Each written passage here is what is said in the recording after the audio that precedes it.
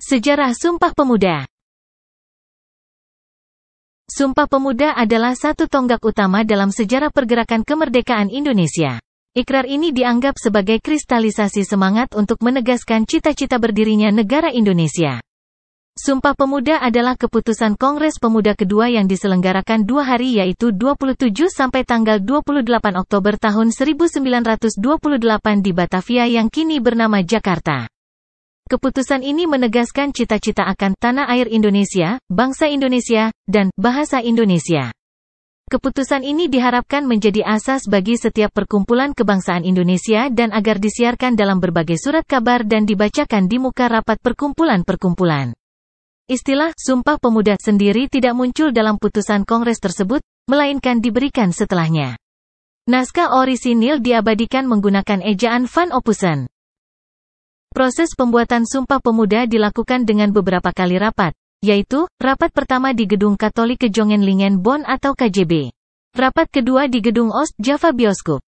Dan rapat ketiga di Gedung Indonesische Club Gebouw. Kongres Pemuda II yang menghasilkan Sumpah Pemuda merupakan salah satu tonggak sejarah bangsa Indonesia dalam mengawali kesadaran kebangsaan. Sumpah Pemuda mengajarkan nilai-nilai persatuan bangsa dan membuktikan bahwa perbedaan yang dimiliki bangsa Indonesia ternyata dapat disatukan sebagai perwujudan Bhinneka Tunggal Ika yang berarti berbeda-beda tetapi tetap satu. Adapun bunyi keputusan Kongres II yang kemudian nantinya disebut sebagai Sumpah Pemuda adalah: pertama, kami putra dan putri Indonesia, mengaku bertumpah darah yang satu, tanah air Indonesia. Kedua, kami putra dan putri Indonesia mengaku berbangsa yang satu, bangsa Indonesia. Ketiga, kami putra dan putri Indonesia menjunjung bahasa persatuan, bahasa Indonesia. Rumusan Kongres. Rumusan Kongres Sumpah Pemuda ditulis Muhammad Yamin pada secarik kertas yang disodorkan kepada Sugondo ketika Mr. Sunario tengah berpidato pada sesi terakhir Kongres sebagai utusan kepanduan. Sambil berbisik kepada Sugondo, "Ik heb een eleganter formulering for the resolutie," yang artinya saya mempunyai suatu formulasi yang lebih elegan untuk keputusan Kongres ini. Yang kemudian Sugondo membubuhi paraf setuju pada secarik kertas tersebut, kemudian diteruskan kepada yang lain untuk paraf setuju juga. Sumpah tersebut awalnya dibacakan oleh Sugondo dan kemudian dijelaskan panjang lebar oleh Yamin. Pengikrar Sumpah Pemuda.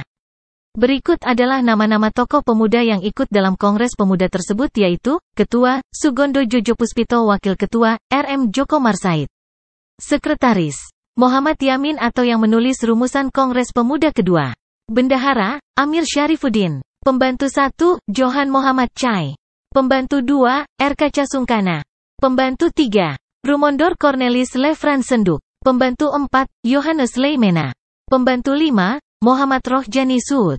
Selain nama-nama tersebut, Kongres Pemuda II juga diikuti oleh puluhan orang sebagai peserta. Peringatan Sumpah Pemuda. Sejak tahun 1959, tanggal 28 Oktober ditetapkan sebagai Hari Sumpah Pemuda, yaitu hari nasional bukan hari libur yang ditetapkan oleh pemerintah Indonesia melalui Kepres nomor 316 tahun 1959 tanggal 16 Desember tahun 1959 untuk memperingati peristiwa Sumpah Pemuda.